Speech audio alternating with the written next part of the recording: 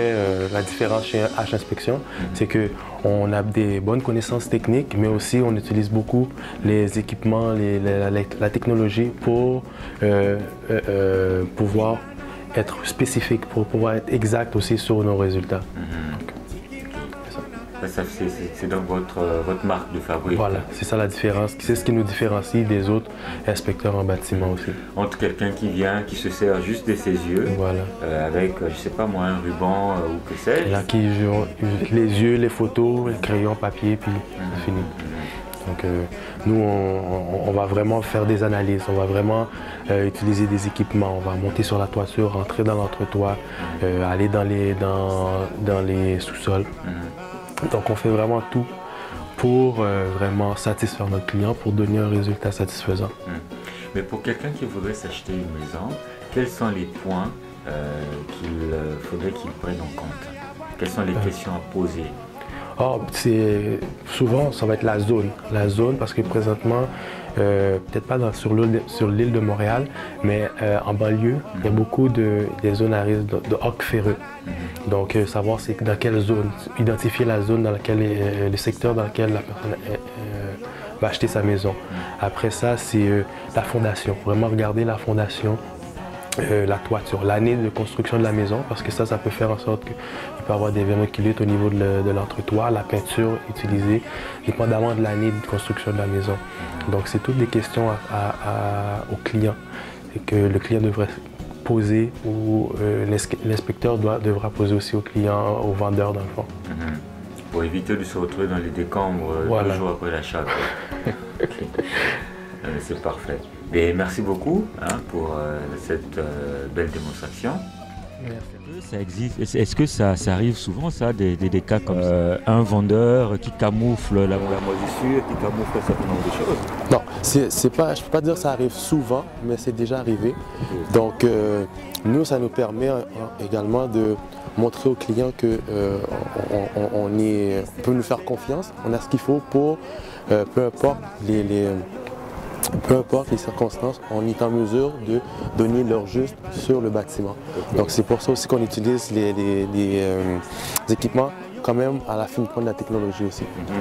Et ça c'est une particularité de 1H Inspection? Oui, c'est ça aussi. Ça c'est une particularité de 1H Inspection oui, aussi? c'est ça aussi. Ok. Donc 1H Inspection, vous êtes vraiment à la fine pointe de la technologie. Quels sont les autres paramètres, si tu veux, sur lesquels vous vous différenciez des autres concurrents, mis à part l'aspect technologique, être à la fine pointe de la technologie? Est-ce qu'il y aurait-il d'autres éléments?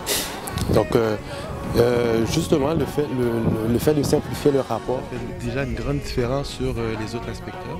Les équipements, on est aussi très fiable au niveau de l'inspection aussi. On connaît très bien le bâtiment. On connaît très bien le domaine du bâtiment, donc ça nous permet aussi de prendre une grande avance sur les autres inspecteurs en bâtiment. Combien d'années d'expérience as-tu dans le bâtiment? Pour moi, je cumule 7 ans d'expérience au niveau du bâtiment. Donc j'ai aussi beaucoup d'expérience au niveau de la rénovation, construction neuve aussi de maisons. Donc en tout, ça fait 7 ans dans le domaine de l'inspection de bâtiment. Quand tu parles de construction de bâtiments neufs, en quoi est-ce que l'inspection pourrait-il jouer un rôle là-dedans? Tu interviens à quel niveau dans la construction de bâtiments neufs?